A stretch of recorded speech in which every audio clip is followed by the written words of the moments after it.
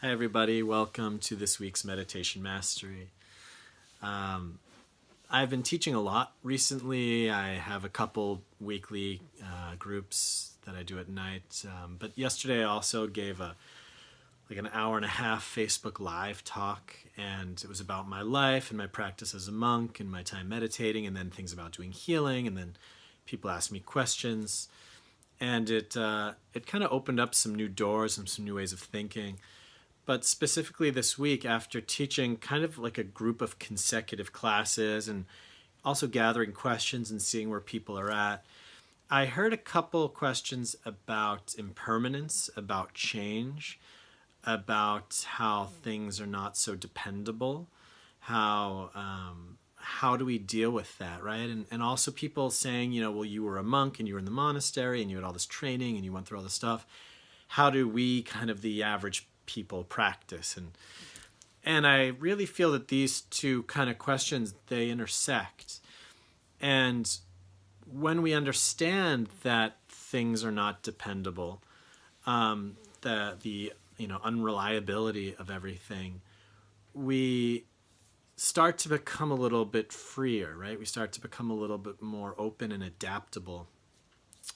There's been a bunch of occasions that I've made these meditation mastery videos, and right after the video, I'd go to listen to it, and the sound is it's kind of off, or something happens, or they shut down, and I can usually check myself, see how my practice is doing, because I notice that the second it goes off, there's that initial shock, and that what, and then everything I just did is lost, and then within a second or two, right, just boom, boom, boom, comes there's nothing I can do about it, and then maybe I'll just start laughing, and really checking for yourself, how well do I deal with unexpected change, right? How well do I deal with things happening that I didn't plan, that I didn't want, right? Things not going my way.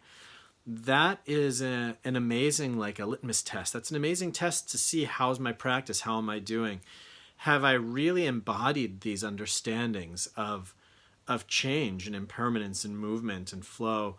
Or am I holding on to things? Do I have expectations? Do I want things to go in a certain direction? And of course we all do, but when it's not working, right? And you can persevere and you keep trying, but inevitably things are going to happen out of our control that we didn't expect. We'll be blindsided by life again and again and again in different ways. How well do you deal with that? How quickly can you accept the new reality, right? How quickly can you bring yourself back into sync with the way things are, and from that spot re-navigate? When I was in college, I actually did media arts. So my major was to sit at a computer and then to make videos and do editing and kind of make video productions, whether like kind of commercials or art pieces or documentaries. And my teacher said that there was this one girl that was, while I was there, she was the grade above me. I think I was a junior and she was a senior. And she was working on her senior thesis. And the whole thing involved like frame by frame entering letters, pieces of text, and slowly kind of and building up like typewriter, like words, and then building up whole sentences, and then it'd be the next frame, and then it'd be like letter. So he said just letter by letter, she was inserting kind of these pictures. And he said this amazing patience, just sitting there every day, coming in and doing that. And he said after a couple months, something happened, and the whole computer, it crashed, and all of her stuff got wiped. And he said just hours and hours and hours of this really detailed, like minutia work of just going into letter by letter by letter, editing this video. And he said that she realized what happened, and she said, oh, okay. And then she just turned on the computer and then just started again and just started reinserting the letters. And he said it was the most amazing thing he had ever seen, because she had zero emotional reaction to it. He said just in the moment she heard that information, her mind just said, okay, that's the situation, and then just started again from the beginning. And he said anybody else that I've ever met, myself included, there'd be a huge first emotional eruption, and I couldn't do it, and you'd probably need to go home and like drink and kind of just, wallow in your self-pity a bit, have a pity party as we call it, to really just, feel that disappointment and frustration and all this work, and it was wasted and da-da-da-da-da. And then maybe after like a few days, you'd kind of regroup yourself and say, okay, and kind of go back in and kind of begrudgingly slowly start again. And he said he just watched her just in that moment, just switch and just say, okay, and just start from the beginning and really have no extra emotional drama around it. And he said it was amazing to observe. And that's kind of the space that I'm talking about. It's how quickly can we process new information, rearrange it in our mind, and then act, right? So I like the word adaptability, right? How quickly can I adapt to a new situation, to a new understanding, think and feel and perceive on my feet, right? How can I work with things that I can stay in the flow of life, that I don't get caught up, right? That I'm not getting caught up, that situations aren't creating like emotional residue, that there's stories that aren't kind of locked and frozen into me. During my live stream, I tried to explain the victimization and how victimization works, and I didn't do a great job, so I'm going to use this as a chance to like redeem myself. But often in situations when we feel like we're a victim, it's because there's a responsibility that we're not taking. That you can always proactively and actively do something in a situation. That there's a lot of people that they like to just sit and complain and everything's wrong in this. But what are you doing? How do you want to get out of it? What's your role? And what I said yesterday is like, if somebody walked into this room and just punched me in the face and walked away, that sucked and that happened. And I am a victim of that situation. And that is unfair. And I can feel that unfairness and that anger and that all those emotions bubbling up, like what the hell and all this. But then it comes down to, okay, and now what? What do I want to do from there? Do I want to carry a grudge about this person? Do I want to find this person and ask them what the hell? If they disappeared, if I'll never see them again, what can I do? Should I lock my door from now on? Can I just let it go? Can I realize, that was something way out of my control? Or can I see, actually I did call that person a name yesterday, and actually somehow this was my karma. It's, not one for one, but I can see how I was part of that happening to me. To really kind of unpack these situations, to feel the unfairness, to feel whatever you need to feel in the moment, the loss, the grief, the anger, the disappointment, to feel it all, to acknowledge it, but then afterwards really ask, and now what? How do I move forward? I think when I was reading this book, The Way of the Peaceful Warrior, which is this Dan Millman book, and I think it's from like the 80s or something, yeah, and he did some kind of martial arts, and he met this teacher who was this incredible spiritual teacher, and he taught him all these things that kind of bordered on shamanism. But his teacher introduced him to this man who was a restaurant owner, and he said his spiritual practice is that everything he did at the restaurant, he cut things very fine, he served every dish with love, and therefore when people ate it, they felt energized because everything was done with this like intention and appreciation and love, that it was this really beautiful energy exchange. And he said one day he came and suddenly he saw that man's restaurant was on fire. And he pulled over and he got outside. He's like, oh my God, this guy's restaurant's burning. And then this car drives up and it's the guy, and he steps out and he drops to his knees in this anguish. Oh my God, my restaurant. And then, Dan Millman, he runs over to the guy. And then as he gets to the guy just stands up and he looks at him and he says, oh, hi, how you doing? And then he's like, oh my God, I'm so sorry, your restaurant, And he said, oh, whatever, it's done is done. Like now, I need to look for a new location. I was thinking about it anyway. And this ability to momentarily feel whatever you need to feel, let those feelings out, be honest, let yourself be raw and say, yeah, that sucks and I'm upset but then as quickly as all that stuff comes, the mind has to kick in and say, and now what? Now what's the next step? What do you want to do with that? How do I want to adapt to this new information and keep moving forward? And how long does that transition, that period of adaptability take? How quickly can I get back on my feet and keep going? That's such a great spiritual practice. That's something that we can practice in every situation of our lives. How quickly can I let go of things or process things? What do I need? How do I take full responsibility for myself and my happiness in these next situations, in my life moments? To accept that things are changing, that the world is out of our control, but in every given moment, there is something that you can do, right?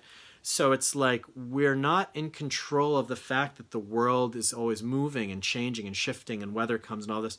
But within these systems, there's an approach or a behavior or our response, right? Responsibility, how we respond to something. your response is your control. You know, how you want to handle it, how you want to actively be a member of this world, how you want to live your life in a way that causes the least amount of pain and suffering for you. And that's something that all of us have to work on in ourselves, you know. And I can say for myself, over my years of practice, this is one of the skills that I feel like I've gained. And I really saw this clearly when I went to India. In India, it's so fast paced, and you know, there's people coming and they want things, and there's cars and there's cows and dogs and this, and the situations in India, you know, if I wrote a book, I could write a book about a single day that I was in India. You know, you wake up and the birds, and then you go downstairs and there's all these people and they're talking about this and doing this, and you go on this big adventure and there's all this stuff happening and the craziness and the smells and the colors. And I could probably write a book for just a single day, for 24 hours of living in India. And it would be this comprehensive, crazy, chaotic flow of events and things, you know. And India, it can get very exhausting. I knew for my first couple months there, I would have to take naps in the afternoon because it was so much sound and color and everyone coming at you, and it was really intense. But slowly I learned to be present in the situations and to, in a way like a martial artist, like move through situations in a way that I still felt like I kept my center, that I wasn't so drained and exhausted from them, that I was able to just deal with situations at a very high rate of speed and with a lot of kind of sharpness and intensity, almost like I had a sword and I could just and just cut through the situations and just keep moving. And I felt like it sharpened my mind when I was in India for long enough. It sharpened my way of being. I started acting more impeccably and more consciously. And, you know, what I did, what I said, how I behaved, my interactions with people, how much energy I gave, it all started to come together, and I started to become like a well-oiled machine, right? It started to all make sense and flow.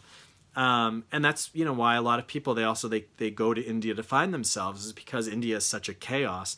You're forced to understand yourself so deeply and figure out your relationship to yourself and to the world. And you're not really given any leeway or space to do that. You have to kind of figure it out every moment. And if you don't, it breaks you. You know, you really become upset and pissed off and exhausted. And most people that go to India for their first time, especially if you're traveling alone, you'll break at some point. There's usually a point where you're just kind of like pulling your hair out. You're like, what's wrong with this place, you know? But you start to recover, you gain ground, and you start to find yourself, your flow within that. And I think in our daily life, that's really great. And also, if you really look at your daily life, you'll see that your life, it's a series of moments. It's a series of scenarios. So right now you're sitting here, you're listening to me wherever you are, in your car, your home, your office. Yeah, that this is now, we're in a scenario, me and you, we're here together in this space, right? And we're going to talk, and then maybe you'll do the meditation afterwards. And we're in the space, and then afterwards you're going to get up, scene change, right? You're going to get a drink of water or go to the bathroom. You're going to go, right? Scene change, you're going to get in your car, and then you'll be in car reality, right? Which involves this driving and whatever your kind of vibes are with your car, or your music, or how you experience that and other people on the road. Scene change, you get out of the car, and then you're going to be in this new place, walking to wherever you're going, scene change, right? So it's like these scenes changing. Next thing you know, you're here. Next thing you know, you're in the next place. Then you're in the next place. Then you're in the next place. And how kind of on top of that can you stay? You know, how present can you be with each new scenario that comes in? Yeah, that you're fully here in this place, acting, behaving, you know, being here, and then suddenly you're in the next place, and then being fully there, and then you're in the next place. You can be incredibly busy without being busy in yourself. You can be very busy on the outside, jumping situation to situation. You know, when we ran the monastery, and I was, you know, part of the core group that had to manage a community and simultaneously manage a guest house and simultaneously manage a Chinese medicine clinic and then these workshops, and jumping. You know, I'm giving a massage, and then I'm helping with acupuncture, and then I have to run and videotape something, and then I have to go and help them in the kitchen, you know, and then I have to go and be a monk and eat and pray and do all this, and then I have to go and, you know, and just switching roles, switching hats really fast, having to fully let go of one thing, fully pick up the next thing, fully let go, fully pick up. My teacher, he said he actually met Mother Teresa in Calcutta, and he said, how do you do this? How do you do everything you do? And Mother Teresa said to him, I do it with empty hands. that I just pick something up when I need it and then I put it down, and I pick up the next thing and I put it down, that I don't need to keep anything. I don't need to hold anything. And if you think about, like, for instance, what is a trauma? A trauma is a situation that happened and it gets trapped inside of you. And then you're kind of stuck in this fight or flight mode. So it's like if you had like a sword and a shield, you'd have your sword and your shield up the whole time, right? Because you're always expecting this attack to come.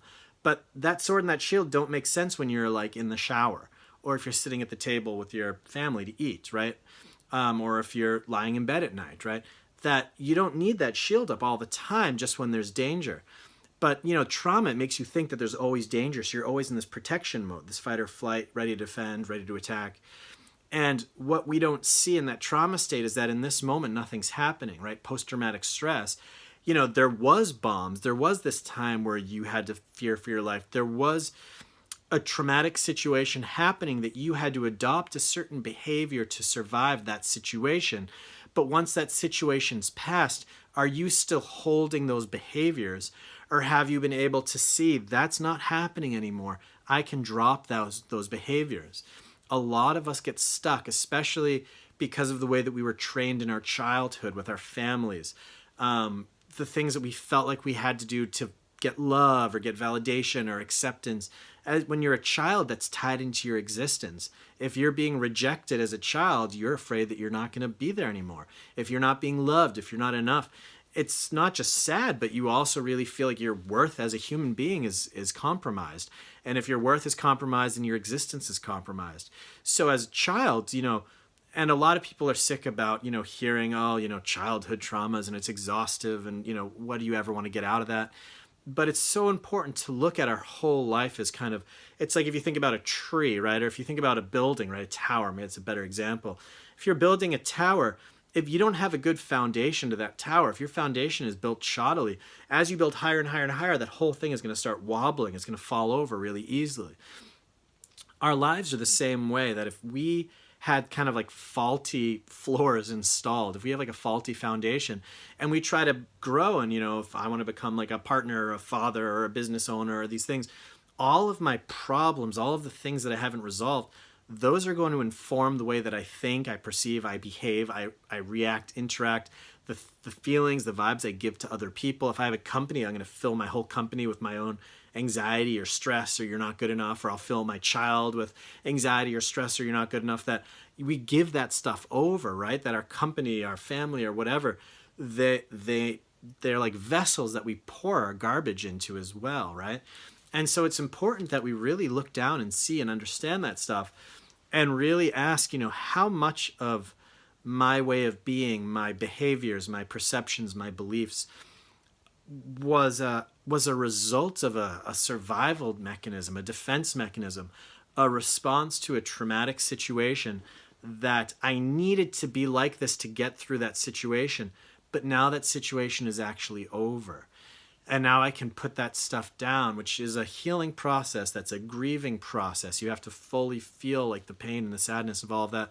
And then also feel the pain and the sadness of the fact that, like, my God, I felt so alone and disconnected all these years because I've been holding my sword and shield. I've never really been close to anybody, or I am always pushing everybody away, you know, because I've been like that. So it's like we have to not only grieve the actual event, but then grieve all of our kind of like wasted time, right? All these things, like how we were destructive in our own lives because we were holding on to something past the time that it was useful. You know, if I go outside and it's raining, I open up my umbrella and then it's nice. But then if the sun comes out, I can close that umbrella and put it away. If, you know, I was walking around all day, every day for years with an umbrella, people would look at me like I'm mad, you know, and I'm like, well, it rained once and it's going to rain again. So it's good to always have an umbrella up. And people would say, you're insane because now you never get to see the sky or feel the sun. That's what we're doing. That's what we're doing on an emotional level, is we're always holding up these umbrellas. We're always holding up these protections because, you know, something did happen when we were younger or whenever, and it probably will happen again because there are people everywhere that are, you know, there are people that are going to try to manipulate you. There are people that are going to try to cross your boundaries. There are people that are going to get what you want. You know, there are people that are going to shove their anger at you and be aggressive. You're going to get all of that stuff at some point. That's what it means to live in this world, to live in relationship to other people. So I'm not saying to throw the umbrella away, but you don't have to hold it. And that's the kind of empty hands thing is that with empty hands, I can pick up that umbrella when I need it, or I can pick up that sword and shield when I need it to fight and to defend, but then I can put it down. And then maybe I can pick up a puppy or a kitten, right? Or then I could hold the person that I love, right? Or that I can just have nothing in my hands and maybe get like a pedicure and take care of my hands, right? And just relax. Pedicure, manicure. That, when we're not holding anything in our hands, we can also be at ease. And, one of the things that I used to talk about when I was teaching meditation was how, if you're holding something in your hand, I have like my flute here. This is like my beautiful flute. So if I was holding this flute, it's pretty light. It's okay. So if I was holding it, it's not a big deal. But if I had to hold this flute for maybe like 5 minutes, 10 minutes, it would start to get a little bit heavier, right? If I had to hold it for a half an hour, right? If I had to hold this flute for an hour, it would start to feel really heavy. My arm would hurt, right? It would be too much. If I had to hold this flute all day long, I would be exhausted. I would burn out. I can't hold anything, right? I'd have a short fuse. I'd have thin skin, as they called it. That I'd be very reactive all the time because I'm in this pain, because I have this thing that I can never put down. That's why we say sometimes, it's like if somebody's being really difficult or reactive, they're potentially in a lot of pain that you don't realize. So if I'm holding this thing and it's heavy and it's heavy and it's heavy, if I could just put it down, if I could have empty hands again, what a relief, right? And then in one day I can pick that thing up again. Even in an hour, I can pick it up again and it feels light, right? Because I've given it time, I've rested, right? This idea of being able to rest in between. So this is part of what meditation it's about. Meditation, unfortunately, it's often kind of taken out of a larger context.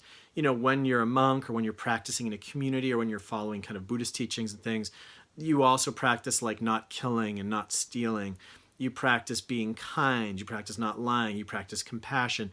You have all of these supportive kind of practices, taking care of yourself, taking care of others, that really start influencing your mind in a positive way and starting to build kind of like a positive framework and a helpful framework towards having that peace, that when you sit to meditate, you feel more relaxed, you feel more open. That if I'm practicing generosity and giving, it starts to work on my, I have a sword and shield because I'm not used to getting enough for myself. And if I have to give, slowly I have to realize, I can give and I still have enough, that I can drop that part of my armor, right? Or if I start to feel compassion to somebody, I start to understand other people. And then I realize, other people are like myself and I don't have to judge anybody, and then nobody has the right to judge me. Boom, a piece of my armor can fall off, right? That shield can be laid down. That through doing other kind of, I guess the Dalai Lama calls them like practicing human values, right? Just things like patience and respect and love and, practicing these positive qualities of the mind, it starts to influence us in a way that we start to feel safe. We actually start to feel more peaceful just being here in this moment. This place starts to feel good. And if you're practicing that in your daily life, if you're bringing actual positive qualities into your daily life, when you sit down to meditate, it's like you've already built this beautiful foundation for yourself. And then when you sit to meditate, you're really stable. Whereas if I've been fighting and I'm angry and I'm frustrated and all these things are kind of coming up, and then I sit down to meditate, that stuff, it's my karma, that's my momentum. It's going to keep running around in my head and in my heart.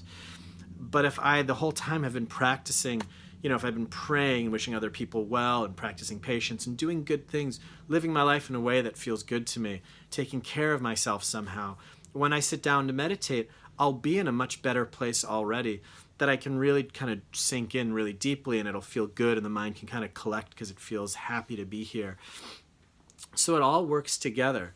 So meditation, it does alone give you that sense of being able to drop everything, being able to be here. Some of the things that we're holding, just by meditating, you can release them. Just by practicing meditation, you can definitely already drop a lot of things. But then there's also some things that you cannot necessarily meditate away. There's some things that you are going to have to practice a little bit. You are going to have to look at. You're going to have to work on. You're going to have to talk to people. You might have to cry or scream or journal or let things out. That there are actual emotional processes that you need to go through. And that's normal because you have feelings, you have a body, you have a psyche, you have belief systems, perceptions, and you need to reprogram a lot of that stuff. Meditation, it's this beautiful spot in the middle that shows you, look, you can literally sit here and feel happy. You don't have to be doing anything. if I stop and just relax, there is nothing wrong. At the heart of this moment, there is actually peace. And if I can make that experience enough that this moment is actually peaceful, there is nothing wrong, this is actually enough, this is great. Some of those other programs and those stories can start to fade away. They start to lose their power, right? Because a lot of our stories tell you this moment is not enough. You need to do something. You need to fix something. You need to protect yourself. Something's not okay. You need to plan. You need to, have fights with people in your mind. You need to work, right? That there's all these things that are fighting for your attention. But the more that you can make this experience that this moment is okay, it's enough, those voices start to fade off because, they want to tell you that this isn't okay. You need to do something. And your meditation practice will say, no, actually, this feels fine. I feel great. This is enough. This is fine. So it starts to weaken that stuff. But there's really something to be said about also practicing some new behaviors, practicing some new ways of thinking about things, looking with new lenses, right? Talking things out with people, really working on our emotional intelligence and again, our behavior, shifting the way that we relate to this world. It's hard to talk about it because a lot of us, it's called a blind spot for a reason. A lot of us everyone has blind spots actually. But a lot of our blind spots revolve around our behaviors that we don't realize how much of our of our life and our experience is a creation of our own behaviors. What if you just behaved completely differently tomorrow? What if you tried, coming and just smiling at people, starting off by genuinely looking people in the eye and saying, hey, how are you really today? What's going on? What if you walked around and you really just practiced appreciating everything you saw? What if you ate slower? What if when you drank your water, you took a breath or two and then you drank it? Every time you answered the phone before you picked up, you took a moment to say, this is another human being with feelings. Let me be there for them. What if every time you got in the car, you said, I am now in between things. I'm sharing this in between transitory space with all of these other people who are also trying to get somewhere. Like, let us all be happy and get where we're going safely and with ease. That what if you just brought new mindsets into each of these little new scenes, these new frames of your life? If you just changed up the way you were doing things, even as simple as like sitting in a new place when you eat, driving a new route, brush your teeth with the other hand, like just little things just to start shaking up the mind, shaking up your reality, but inserting new things into your life too. With my friend Derek, we've started something where we say each week we're going to start a new morning routine, where I have my morning routine right now where I do some prayers and I do mantras and I kind of pray for everybody. And but this week I've started something, and we've done it, every day for 5 minutes for this week, is that I just put a hand on my heart, a hand on my belly, and I just sit and I just feel that, and I'm there for myself. And I've done that every day this week for 5 minutes. Starting next week, we're going to do another practice. Next week, we're going to do another practice. So each week, we're going to do 5 minutes of a new practice just to start making new experiences, to see what's supportive, changing up my mind, changing up my experience, being active, right? Oftentimes, we want to change in our lives, but we're not willing to really be active to do something. We feel like we don't have the time or the space or the energy, or everything's too much, we're overwhelmed and we're exhausted. That stuff's probably all true. But for instance, for me, I have 5 minutes in the morning. Probably everybody has 5 minutes during the day. But even if I had no time, I could find a place during my day that I could put my hand on my heart and sit there. Even if I'm talking to somebody, right? Even if I'm just sitting in the passenger seat of a car, I'm in the office, I would have time to just sit and do this for 5 minutes, and just to feel that. Or even if I don't even have time to do this, I would have time to at least think about being grateful. You don't have to change anything. Your day looks exactly like it does. You talk to the same people, you have the same routine, but you say, today I'm going to look at everything with the eyes of gratefulness. Or today I'm going to look at each person and see that they probably have suffering and problems, and that I really wish them well. To genuinely say, today I'm going to genuinely try to connect to people around me. Or today I'm going to try to do as many good deeds as I can. So if there's a car, I'm going to let them go. I can bring somebody a water. I can just see things a little bit differently. Just decide today is the day I'm going to do nicer things. That it doesn't have to be this huge, I'm going off to the caves in the Himalayas to meditate kind of stuff. It can be these really simple shifts and changes that are within our ability. And I think often we feel overwhelmed when we think of a spiritual practice. There's this, I have to do now something else. but you can actually already do what you're doing. Your life can look the same, but just shift your relationship to it, kind of shift the quality of your experience by your way of looking at it, your way of perceiving it, the intentions that you're bringing in. It doesn't take any energy to shift an intention. That's just happening straight away, just like my intention is shifted. And then you can live your whole day the way that you have, but suddenly your whole day becomes a spiritual practice. You can chant a mantra all day. You know, the Tibetans, they have Om Mani Padme Hum, which is just like, may all beings be happy. But you could also just say, like, may all beings be happy, or just happy, happy, or love, love. Or you could just chant a mantra as you're doing your day, just to keep reminding yourself to stay positive, or just here's the quality, or patience, patience, patience, or compassion, compassion, connection. You know, make it yours. What do you want to use? What feels good to you? But finding a way to bring your practice into this daily life is so important. And again, one of the easy ways is to, if you know that there's going to be all of these shifting and changing situations, just to use that as your framework. I'm going to have all these different situations, so I can practice patience in all these different situations. I can practice love in all these situations. I can practice being present in all these situations. I can practice slowing down in all of these situations.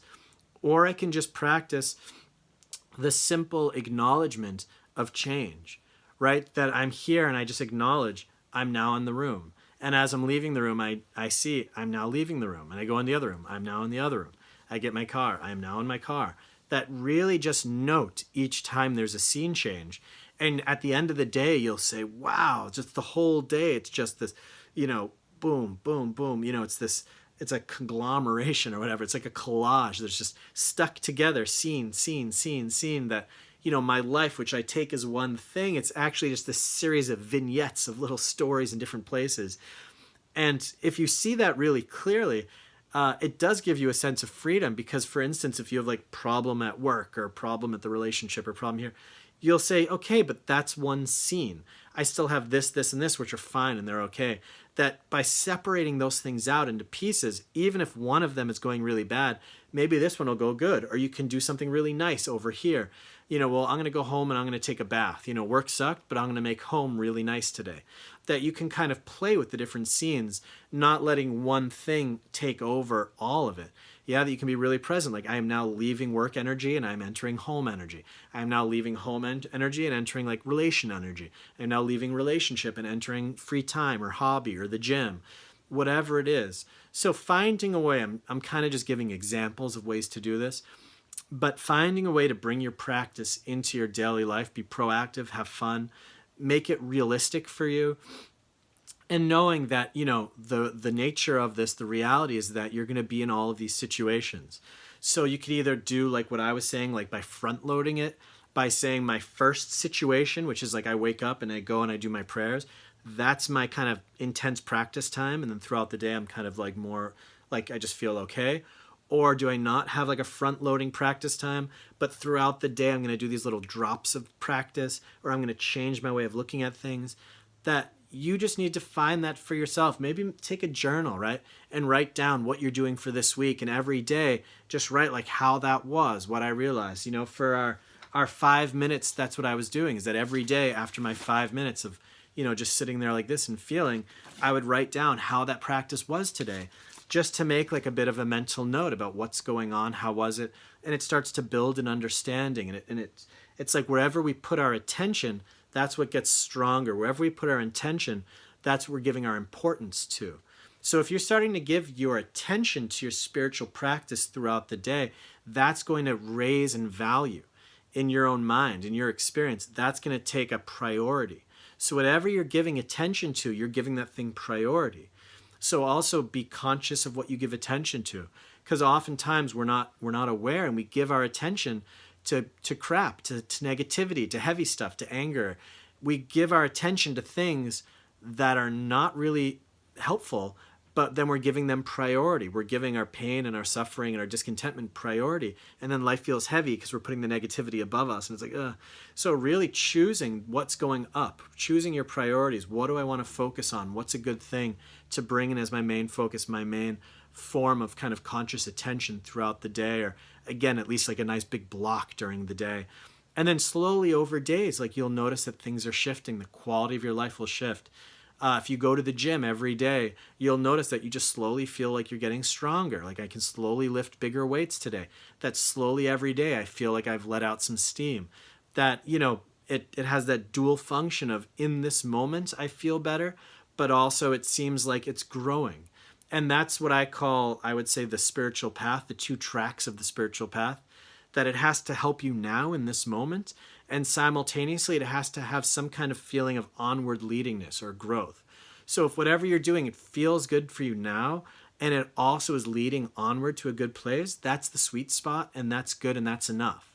That as long as it feels good now, you're in a place of balance, it brings you to a place of wholeness, peace, rest now, and it's creating a longer term influence in your life, even if it's just little drops, that's it. That's all you need to do, and that's enough. Because over time, it's just going to lead you in a good direction. Some days you can do more if you want, no problem. But just let yourself be in that kind of just gentle incline. The Buddha said, just keep your mind inclined to that direction. Yeah, incline your mind towards enlightenment. Just keep yourself pointed in that direction and just gently and slowly move there at whatever rate you want to. And that's totally up to you. But at least just keep yourself angled towards it. And then you'll also feel a new sense of purpose in everything you do. Things can never really get that bad because whatever happens, you're still kind of using it as fuel and fodder for that path. And you know that you're moving in a good place for yourself. You're going in the direction that you want to. And that's something that's up to you. Nobody can do this for you, right? This is kind of where it comes down to accountability. You're maybe joined Meditation Mastery because of that. I can maybe help you be accountable because I give you these videos every week. At least you can watch the video and do the meditation. But also really find ways to hold yourself accountable, and not by, you should, or punishing yourself or feeling bad if you don't do it, but really doing it because it's like, hey, I want to improve the quality of my life. Like, I want to try this. This sounds like it might be fun. This might be interesting. It might bring some freshness, right? Like a fresh breeze through our life. My God, we all need some freshness. That's why we go on vacations. We want to feel fresh. So it's like, wouldn't that be exciting if we could bring freshness into our daily lives? That we don't even have to do anything, that each day can feel fresh and new and exciting and invigorating. It can, right? And that's up to us. That's what we bring to the table. That's our relationship and our view and our perception of it. So that's today's talk. Thanks for listening, and join me afterwards for the meditation. Take care.